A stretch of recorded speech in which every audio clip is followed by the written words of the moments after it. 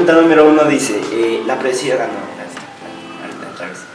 La presión de vapor de una sustancia se define como la presión que ejerce el gas de esa sustancia cuando se encuentra en equilibrio con la fase líquida o sólida. La siguiente gráfica ilustra la presión de vapor de 4 líquidos a diferentes temperaturas, los cuales son usados como solventes para la obtención y purificación de algunos compuestos orgánicos empleados en la preparación de desinfectantes. Entonces la primera pregunta dice, del gráfico anterior puede afirmarse que el líquido con mayor tendencia a evaporarse es el... Entonces aquí tenemos 4 sustancias diferentes, que es el éter dietílico, el cloroformo, el tetracloruro de carbono y el agua. Entonces aquí podemos ver las temperaturas, cuando suben la presión aumenta su temperatura. Entonces podemos ver que el agua, que es el 4, es el más cercano al 100. Y sabemos que 100 grados centígrados es el punto de ebullición del agua. Entonces por eso la respuesta sería la D, que es agua. Teniendo en cuenta que el punto de ebullición es la temperatura a la cual la presión de vapor de un líquido es igual a la presión externa, puede afirmarse que a una presión atmosférica de 600 milímetros de mercurio, la sustancia con mayor temperatura de ebullición es... Entonces aquí nos dan 600 milímetros de mercurio. Entonces, si miramos en la gráfica, 600 milímetros de mercurio, vamos a ver que la que mayor temperatura tiene es el agua, y es la más cercana al punto de ebullición, por lo que la segunda también sería la B, que sería el agua. A 273 grados Kelvin y una atmósfera de presión, el volumen ocupado por un mol de cualquier gas es 22,4 litros. 4 globos idénticos de paredes elásticas y volumen variable se inflan, con cada uno de los gases que se enuncian en la siguiente tabla. Para que el volumen de los globos sea igual en todos los casos, es necesario que a condiciones normales la cantidad de gas de gramos de N2, O2, CH3, CH2, CH3 y CH4 sea respectivamente. Entonces, para resolver este problema, tomamos los valores de la respuesta C. Tenemos la fórmula que es presión por volumen es igual a número de moles por R, que es una variable, por temperatura. Entonces nos está pidiendo que el volumen de cada una de las sustancias tiene que ser igual. Entonces despejamos volumen y nos quedaría número de moles por la variable por R por temperatura sobre presión. El número de moles es igual a masa sobre masa molar. A este multiplicamos la variable, que es 0,082, y le multiplicamos los 273 grados Kelvin sobre una atmósfera, o sea que va a dar lo mismo. Entonces en el primer caso, que es 28, si tomamos los valores de la respuesta C, sería 28 sobre 28, que daría 1, por 0,082 por 273, y esto es igual a 22,3 litros. Si vemos en la respuesta, la C, cada valor que esta da es igual a la masa molar. Por ejemplo, para N2 da 28, para O2 da 32, para la aquí da 44 y para el siguiente da 16. Entonces, sin hacer ninguna operación, como ya vimos aquí que el mismo valor sobre el mismo valor nos va a dar esto, el mismo número sobre el mismo número da 1. Entonces, al hacer eso nos damos cuenta que esto va a ser la respuesta correcta, ya que al multiplicar y hacer la operación nos va a dar 22,3 litros. Entonces la respuesta correcta sería la C.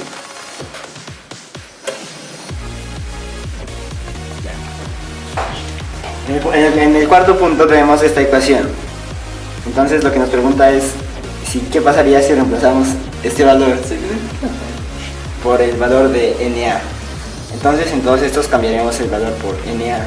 Entonces acá pasaría lo mismo, se intercambiarían, el uno pasaría acá abajo y el otro uno pasaría acá abajo. Entonces quedaría 2Na CL más H2. y esto corresponde a la letra A. Entonces por eso la respuesta sería la A. En el quinto punto tenemos esta ecuación y nos pregunta que cuántos gramos deberíamos tener de los reactivos si el producto nos da 8 gramos. Entonces aquí nos da la masa molar y las sustancias. Entonces, para resolver esto, vamos a empezar sacando los 8 gramos de CH4 y acá abajo ponemos el peso molecular, que es 16 gramos de CH4. Entonces esos gramos se cancelan con estos gramos y arriba ponemos el peso molecular del carbono, que en este caso es 12. Al hacer la multiplicación, aquí nos da 96 y acá abajo nos da 16. Y al hacer la división nos termina dando 6 gramos de C. Entonces ahora vamos a sacar los gramos de la otra. Hacemos lo mismo, 8 gramos. Acá abajo ponemos los 16 gramos de la masa molar. Cancelamos. Y acá arriba ponemos uno que pesa el hidrógeno, pero como tiene 2 moles se multiplica por 2. Entonces 2 por 1, 2, 8 por 2, 16. Y nos quedaría 16 sobre 16. Y eso es igual a 1. Pero como está elevado al cuadrado, lo multiplicamos por 2 y nos terminaría dando 2 gramos de hidrógeno.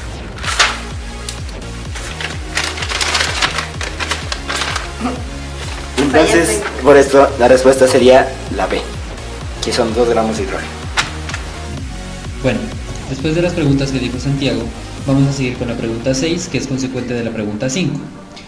Aquí nos dice, de acuerdo con la ecuación representada, es válido afirmar que la ecuación les va a aparecer aquí en alguna parte de la pantalla y bueno, es de la parte anterior, o sea, del gráfico que estaba arriba, y nos dice, en la A se conserva la cantidad de materia, en la B se conserva el número de moles, C aumentó el número de moléculas y D aumentó el número de átomos de cada elemento. Aquí se puede saber, pues básicamente, que según la ley de Lavoisier, nos dice que en una reacción química la masa de los reactantes es igual a la masa de los productos. Por ende, según esto que nos acabamos de decir, esta ley es la respuesta A. Se conservó la cantidad de materia porque se tiene en cuenta esta ley. Y al tener en cuenta esta ley no se descarta ninguna, sino que directamente se va a la respuesta correcta, o sea, la A. Seguimos con la pregunta 7. De acuerdo con la ecuación anterior, esta ecuación, de acuerdo con la ecuación anterior, si se hacen reaccionar 10 moles aquí, si se hacen reaccionar 10 moles de agua, de H2O, con 3 moles de calcio, o sea de acá, calcio, o sea, probablemente, bueno, A, los reactivos reaccionen por completo sin que sobre masa. B, Ca reaccionará completamente y H2O quedará en exceso. C, se formarán 13 moles de H o de hidrógeno. D, se formará un mol de hidróxido de calcio. Bueno, en esta parte nos está diciendo que, primero que todo, antes de la ecuación, sin tener esto, se sabe que por cada mol de Ca, que se reaccionen, se necesitan 2 de agua. Miren, aquí está el 2. Por cada mol de Ca se necesitan 2 de H2O para que haya una reacción. Listo. Eso para que haya una reacción. Entonces, si se necesitan 3 de Ca, se va a necesitar el triple de H2O, o sea, 6. De esta manera van a reaccionar igualmente.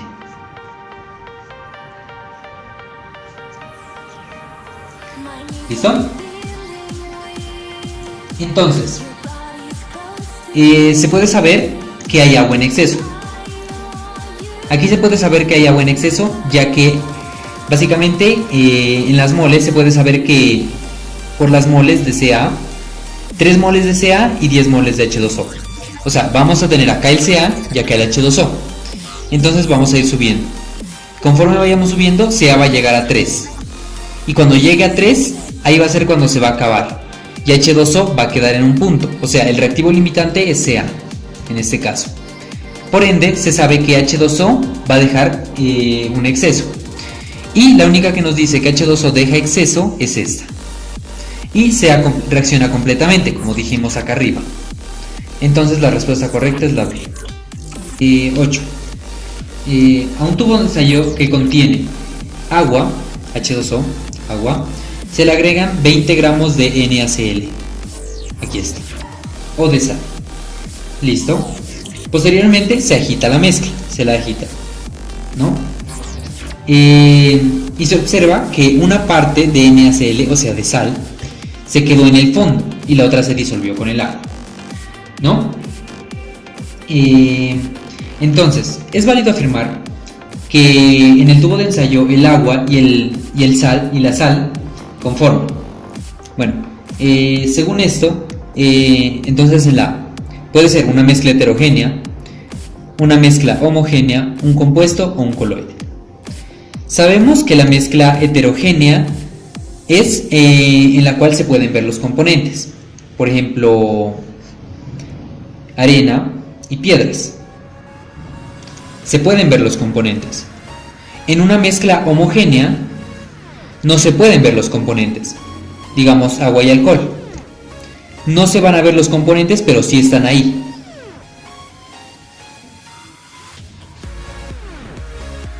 Están aquí los componentes, pero no se los ve, mientras que en la heterogénea sí se los puede ver.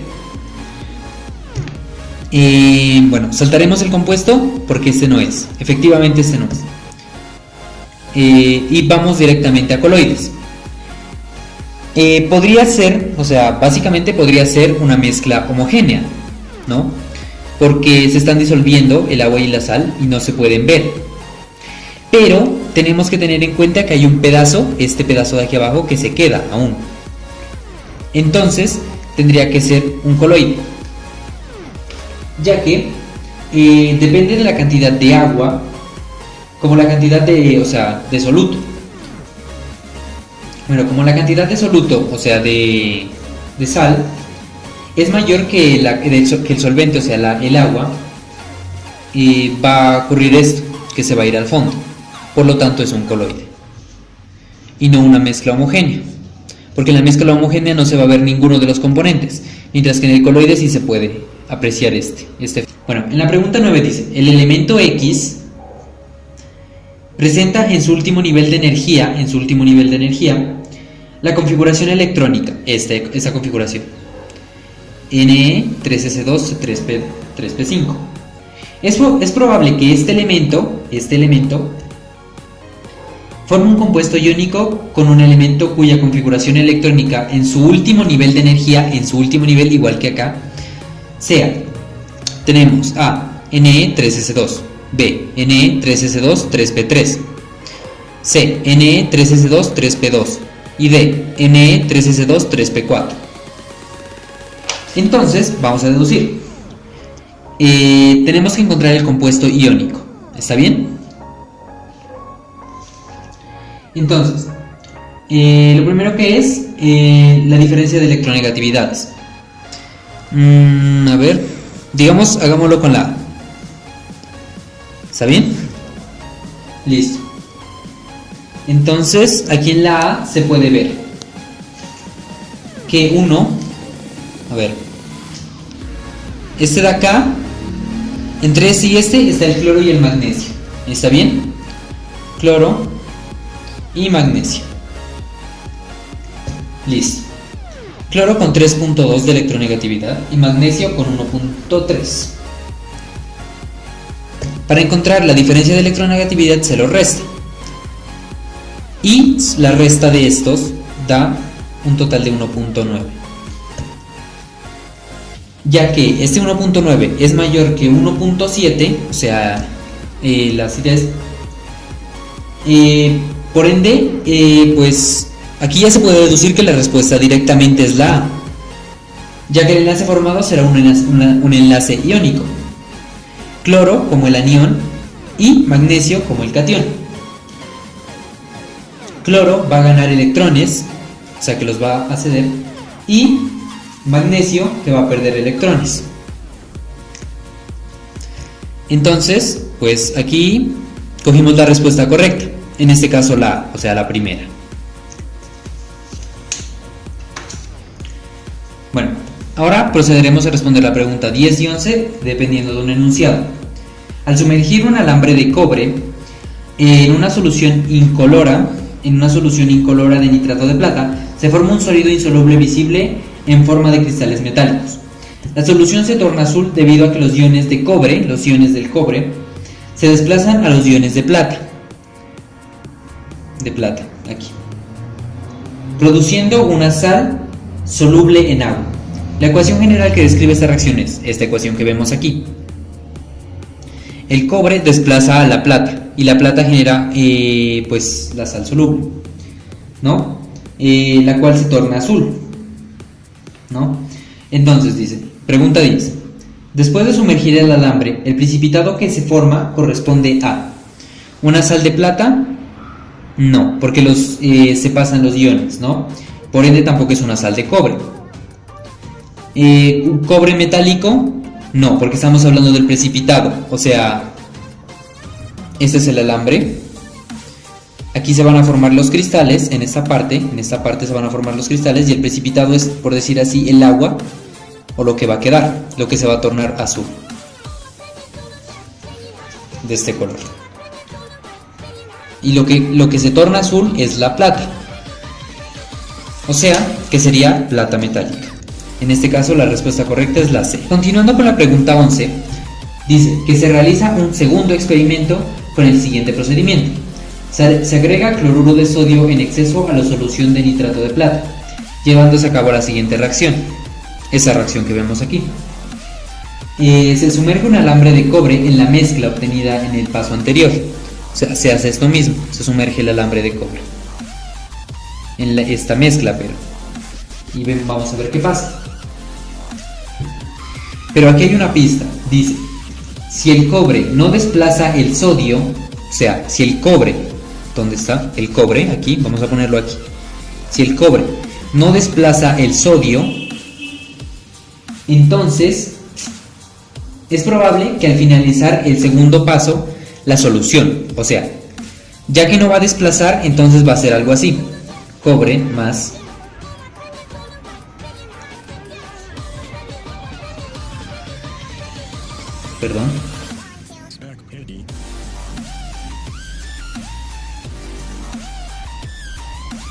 esta opción, o sea, cobre más este resultado, nos va a dar que como cobre no puede convertirse en cristales, ya que no va a poder desplazar al sodio, entonces lo que va a hacer el cobre es desplazar a la plata de todos modos, formando el líquido azul. Entonces esto va a quedar azul, totalmente azul, porque se va a desplazar la plata, pero aquí no se van a formar cristales, no hay cristales, ya que el cobre no puede desplazar el sodio y por ende no se pueden formar cristales. Como podemos ver acá, al desplazar la plata, cobre queda como CuNO3, y aquí al no poder desplazar el sodio no puede quedar esta misma ecuación. Por ende, la respuesta correcta sería que quedaría azul, porque el cobre sí desplaza a la plata de todos modos, pero no habría cristales metálicos, ya que no puede desplazar con sodio. Por ende, la respuesta es la D. A continuación, vamos a responder la pregunta 12. Esta. Como dice, la siguiente ecuación química representa una reacción de descomposición. Esta ecuación que vemos aquí. Como podemos ver aquí, 2x2y z, z es líquido, se le añade calor, este triángulo de aquí significa calor, y queda con 2x2y sólidos. 2X2Y sólidos, o sea, estos de aquí quedan sólidos, y Z, como era líquido, termina en gas. O sea que se libera. Bueno, la primera de las respuestas, pues de acuerdo a la pregunta que dice: de acuerdo con lo anterior, el montaje experimental en donde se lleva a cabo la anterior reacción es, o sea, ¿en dónde se realizó esto? Aquí podemos ver que se está añadiendo. O sea, no puede ser porque primero que todo aquí nos está diciendo que se le añade calor. Entonces tiene que haber alguna liberación, por ende esta no es. Eso lo corto. Sí, déjalo ahí. Ahí déjalo. Bueno, como podemos ver, la D parece ser la respuesta correcta. Pero podemos ver que aquí en este pequeño balde, o sea, no se muestra que hay alguna reacción calorífica o que se le esté añadiendo esto. Por ende, no sé, sí se está liberando gas, pero no podría ser la respuesta correcta. Aparte, a ver, tenemos la respuesta C. La respuesta C no puede ser tampoco, porque aquí solo se está usando un soporte y aquí nos estaría faltando Z, ¿no? Como no tenemos Z, no podría ser. Eso nos queda por consiguiente la B. En la B se puede observar cómo con ayuda de unas tijeras se pone en, por decirlo así, en un mechero, un tubo de ensayo en el cual pues está la mezcla. Al añadirle calor, pues aquí se puede ver la flama y la corriente del gas. Al añadirle calor, esta libera el gas de Z2, que lo tenemos aquí, y deja el sólido de X2Y, que se encuentra en este lado. Por ende, la respuesta correcta es la B. A continuación vamos a responder la pregunta 13 y 14 dependiendo de un enunciado que nos presentan aquí. El aire está compuesto de aproximadamente 21% de O2 y 79% de N2 molar. Un combustible se quema de acuerdo con la siguiente reacción, esta reacción, ¿no? Entonces vamos a la pregunta 3. Si se queman 10 moles de CH4, utilizando 100 moles de aire, 100 moles de aire, era acá. 100 moles de aire, la cantidad de moles de O2, de oxígeno, que nos sobra es aproximadamente, ¿no? Bueno, aquí tenemos que por cada mol de CH4, por cada mol de estas, se tienen 2 moles de O2.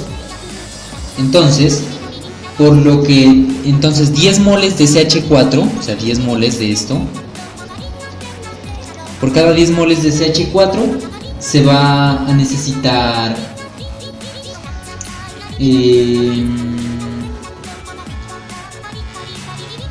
20. Sí, se va a necesitar 20 de O2. ¿Listo? Listo, como se va a necesitar 20 de O2, entonces, ya. Esto ya está sacado, o sea, ya se tiene un valor. 100 de aire, o sea, de CO2, perdón, de aire, listo. CO2 es dióxido de carbono.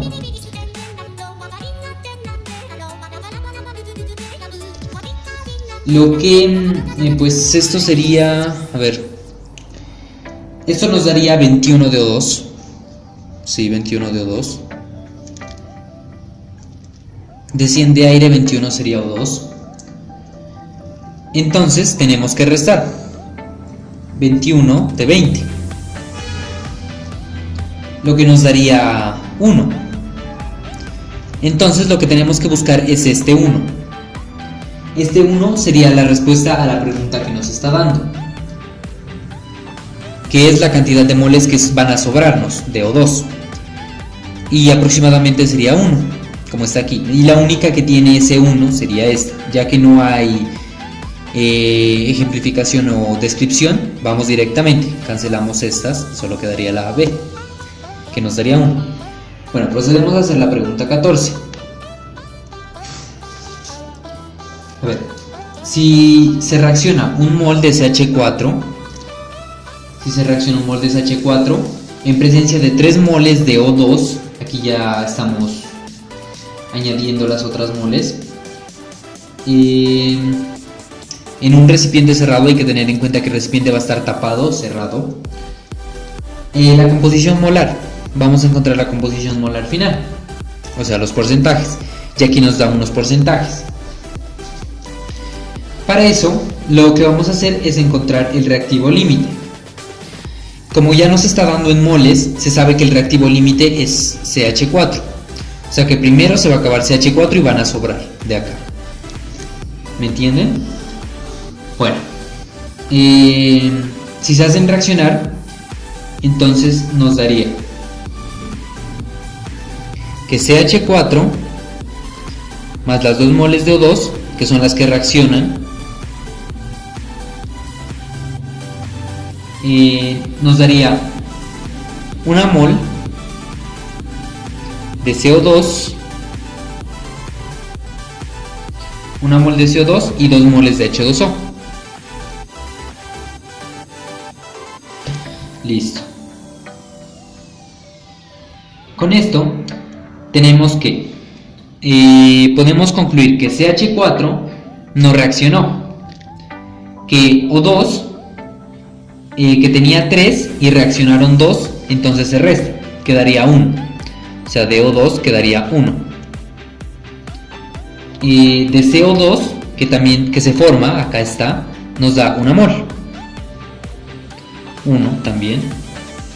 Y de H2O vemos que se formaron 2 moles, entonces H2O sería igual a 2 moles. Luego de eso, para encontrar el porcentaje, las sumamos todas, lo cual nos daría 4, ¿no es así? Luego dividimos, por ejemplo, H2O sería igual a 2 sobre 4 por 100, lo que nos daría 50%. ¿En cuál de estas se encuentra este 50% en H2O? Se encuentra en A, B y D, por ende descontamos la C. Ahora vamos a encontrar O2. O2 es igual a 1 sobre 4 por 100, lo cual nos da 25%. Ese 25% en O2, ¿dónde se encuentra?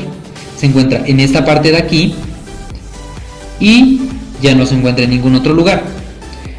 Por ende, se puede saber que la respuesta correcta es la A, y en la cual se sabrá que este otro 25% va a ser el resultante de este, y la suma de todos estos nos dará el 100%. A continuación vamos a hacer la pregunta 15, la cual nos dice: algunos productos líquidos desinfectantes usados en el hogar contienen hipoclorito de sodio, cuya representación química es NaClO.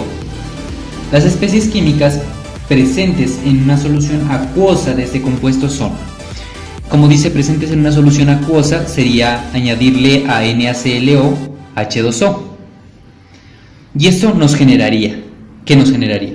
Na más ClO, NaCl más O2, Na2O más Cl, Na más Cl más O2.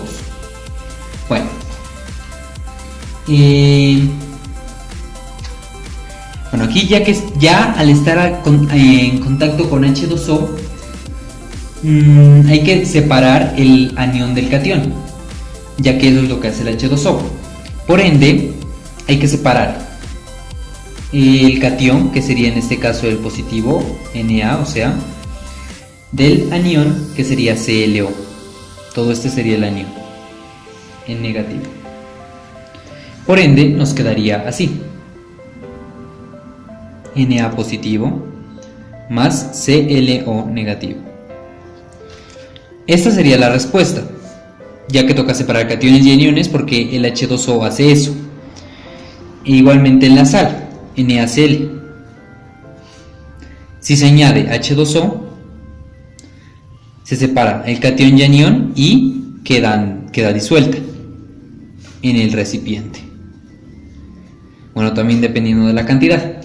En este caso, esta sería la respuesta. ¿Y dónde la encontramos? La encontramos en la A. Vean, Na positivo, ClO, Na catión y Cl el anión.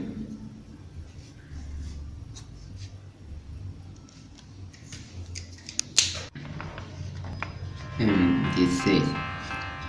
Las sales de potasio se pueden aplicar al suelo en solución de manera individual, al preparar una solución de la misma concentración cada una de las sales, KNO3, K2SO4, K2CO3 y K3PO4. Hubo un error al marcar los recipientes y no se logró identificar una de ellas. Para solucionar esta situación, se midió la conductividad de la solución desconocida a 25 grados centígrados y se comparó el resultado con la siguiente tabla que muestra los rangos de conductividad expresados como microsiemens por centímetro. El resultado de la medición dio un valor de conductividad igual a 280 microsiemens por centímetro, por lo cual es correcto afirmar que la solución desconocida contiene A, K2SO4, B, KNO3, C, K2CO3 y D, K3PO4. Y bueno, la pregunta nos dice la solución desconocida. Nos preguntan la solución desconocida y nos dicen que tiene 280 microsiemens por centímetro, por lo cual significa que está aquí, de los 4 iones.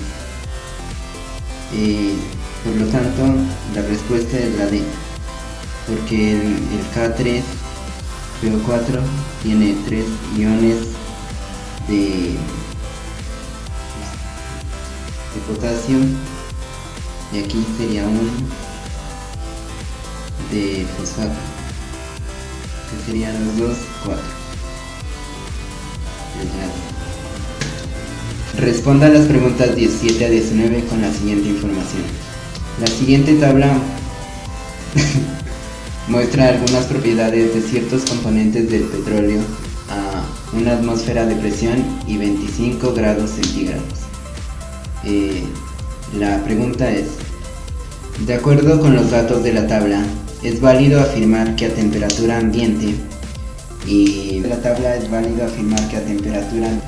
acuerdo con los datos de la tabla es válido afirmar que a temperatura ambiente, bueno, a temperatura ambiente es 25 grados centígrados, porque ahí dice con una atmósfera de presión y 25 grados centígrados. Con eso concluimos que primero el agua va a estar en estado líquido. No, esto no es agua. La sustancia M, que es agua, en estado líquido. La P también en estado líquido, porque no se puede, aquí. Porque el punto de ebullición es más alto que la temperatura que se encuentra en este momento.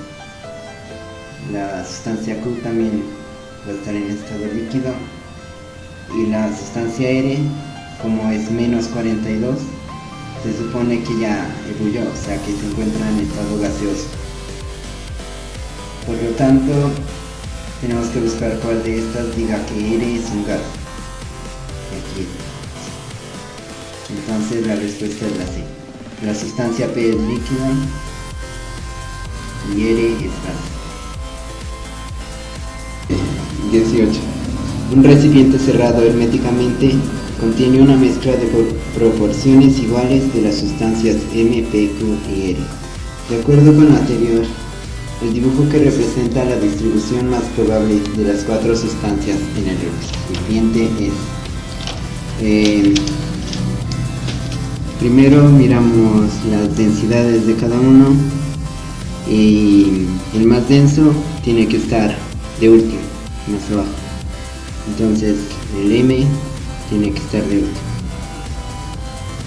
ya que solo este está de último. Ya vemos, ya M, Q, P y R. Aquí este es el más denso, le siguen la Q 87, está bien, la P 70 y por último R 50, y van en orden, está bien. La respuesta es la 19. El procedimiento más adecuado para obtener por separado cada uno de los componentes de la mezcla contenida en el recipiente anterior es... Bueno, primero, decantación no es porque aunque tengan diferentes densidades, se encuentran en un mismo componente que es el petróleo, o sea que es una mezcla homogénea. Entonces no puede separarse por decantación. La filtración tampoco, porque todos los líquidos pasarían a través y seguirían unidos.